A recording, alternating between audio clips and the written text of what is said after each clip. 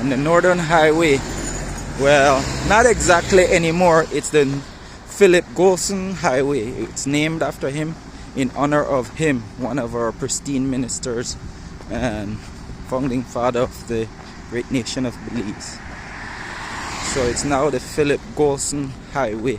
It runs from Belize City all the way to Corozal, which is the Mexican-Chetumal border between Belize. Fuel up at the Shell, man. They were super helpful just now. Gentlemen helped me out. I'm currently in Ladyville.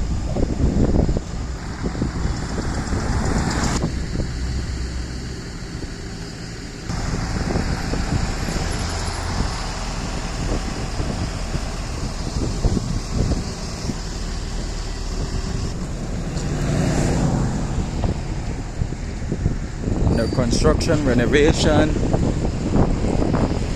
coming soon.